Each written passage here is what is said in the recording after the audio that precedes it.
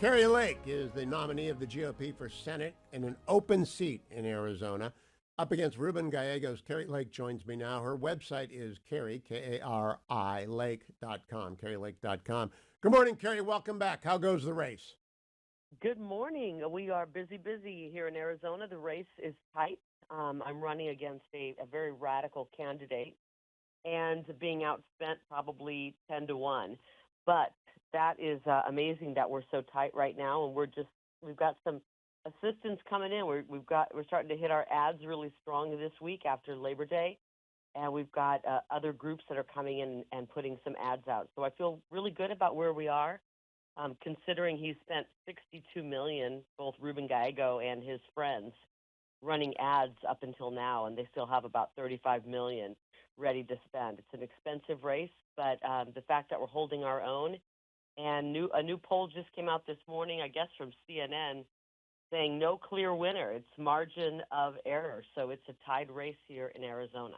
Now, Kari Lake, I follow this very closely. I just talked to Eric Hobdy about this as well. There is a called polling response bias. It's not the sample size. It's who will answer a poll. Pew Research has confirmed polling response bias. I believe it's there in Arizona, but they usually get the issue set correct. Is it economy and border in Arizona?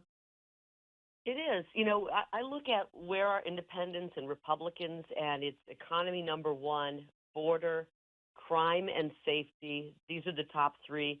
And even with Democrats, it's now economy, and then it's border, and then it's crime, and then it's abortion. So abortion's not in the top five for independents or Republicans. It's moved down to issue number 4 for Democrats. So, Kari Lake, people do not know that Ruben Gallego really is a radical. Now, lots of people like to come on the show and say we're running against a very liberal person, and it's true. John Tester is very liberal. Tammy Baldwin is very liberal. Ruben Gallego, I honor his military service. He is a radical. Do Arizonans understand that? They're about to learn a lot more about it. I've been working hard to get the message out, but again, he's been spending so much money trying to paint himself as, you know, a cross between Mr. Rogers and G.I. Joe, that for people who didn't know who he was, which, let's face it, the whole state didn't know who he was before he ran, he's been able to paint himself as this kind of new character that is not reflective of the way he has voted. He has voted for sanctuary cities, in support of sanctuary cities, against the border wall. He's voted to defund the police. He's voted to have women men play in women's sports. He's voted against the Iron Dome. He's voted in favor of Iran. I mean, his absolute voting record is completely far left. 100% of the time, he's voted with Kamala Harris and Joe Biden. Not 95% of the time, 100% of the time. And now he's trying to paint himself as a moderate. So we've got to get out there and let people know who he really is. This is a defund the police guy. And we've seen it in the last couple of days, all of the police shootings happening around the country. We just had 2 of our own shot last night here in Arizona, in Phoenix.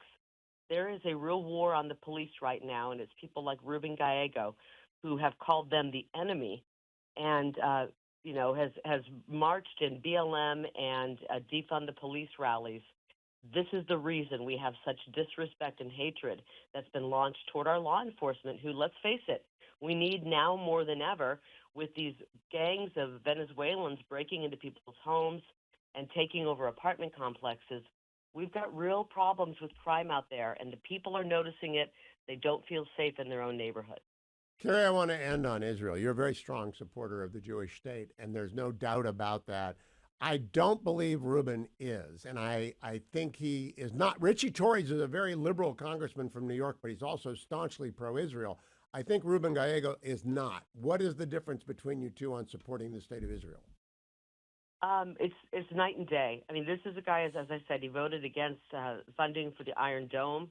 He's refused to condemn for the longest time the anti-Semitism here on our college campuses, even when it was his alma mater, Harvard.